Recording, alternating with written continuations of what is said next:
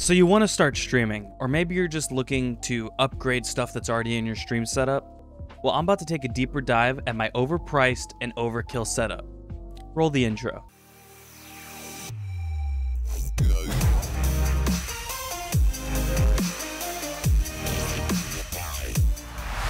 I'll start off by emphasizing once again that this setup is completely overkill and overpriced. You do not need any of this stuff to start streaming. However, if you're looking to upgrade your setup or you're just wanting to start big, then this is definitely going to be the video for you, as I'm going to show you everything that I use in my overpriced streaming setup. One of the key components to having a great stream is having great audio quality, and that's why I use the Shure SM7B XLR microphone with the Dynamite Cloud Lifter attached to it. I also have it all mounted on a blue Compass boom arm. Links for everything will be in the description down below. Now obviously you can't just connect an XLR microphone into a PC, so I choose to run it through the GOXLR Mini or the GOXLR as well. This is going to give you full functionality over all of the sounds in your PC and your PlayStation as I use here, as well as give you XLR functionality for your microphone. Now this wouldn't be a stream setup video if I didn't talk about any Elgato products. Here you can see both the Elgato HD60S and S Plus. I use both of these capture cards to capture the video off of my camera as well as my PlayStation. In the middle I have a StreamDeck.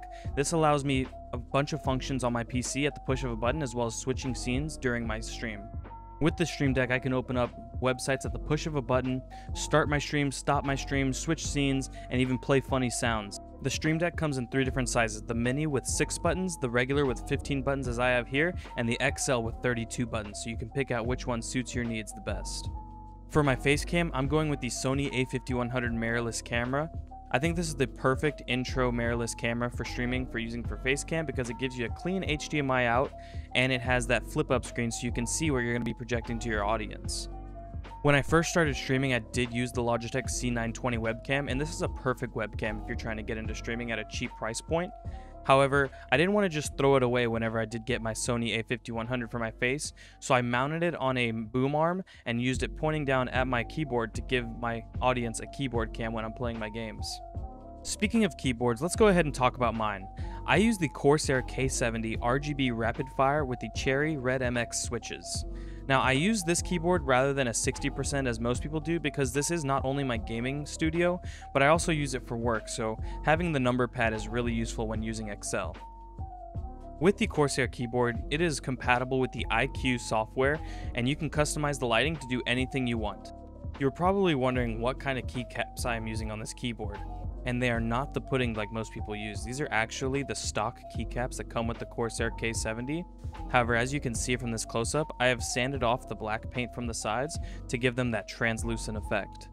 Now my keyboard is not my only gaming peripheral. I also play on console, which means I need the best controller possible to give me an edge over the competition, and that's why I use the Scuff Impact.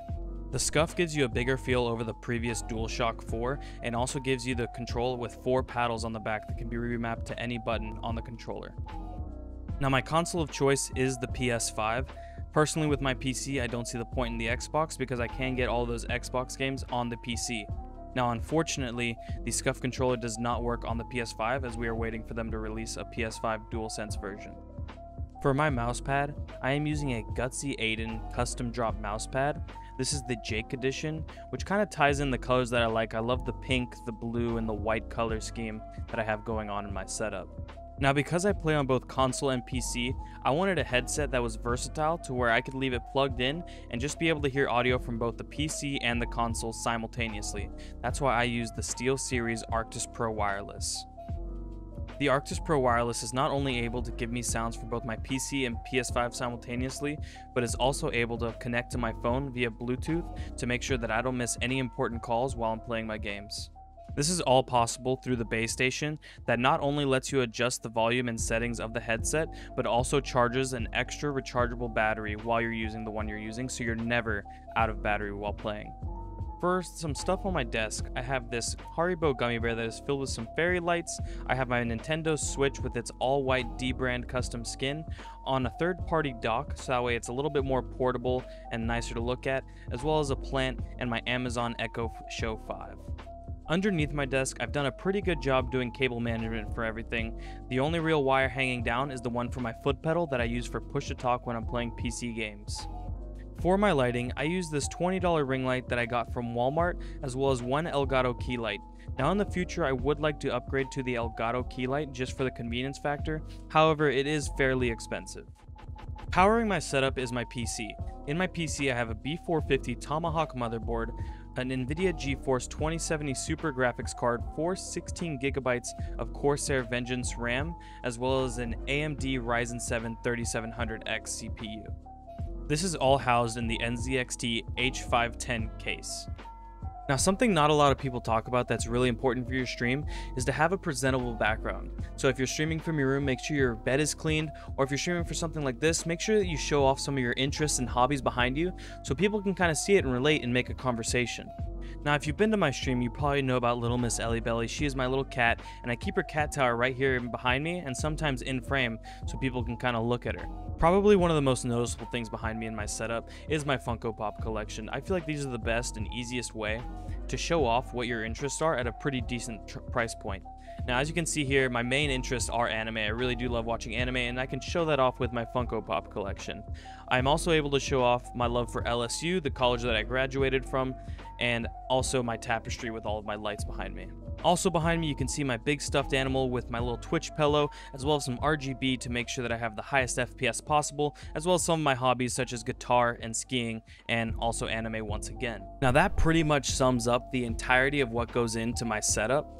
As you can see, it is a lot to take in. There's a lot of components, and this did not just happen overnight. I have accumulated this stuff over the past 4 to 6 years, and I am very grateful for everything that I do have.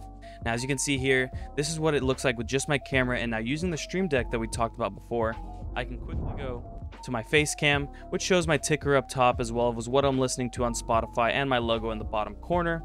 I can also go to my intermission screen with my StreamDeck and show off over there in the box where would be what my chat is, and I can even go straight to my desktop, and as you can see, here is the overhead cam that we talked about earlier. I hope you enjoyed this video. If you have any more questions about stuff that I covered or maybe didn't cover, please feel free to leave a comment and I'll try to get back to it as soon as I can. If you did enjoy, please leave a like and please subscribe. It'll help me know that I'm doing well with these videos, or if I'm not doing well, maybe leave a comment with any kind of criticism. This is my first real video that I've made, and I'm trying to learn from this process as quickly as I can to give out the best content possible. Thank you all for watching. Have a great day and have a great 2021. See you next time.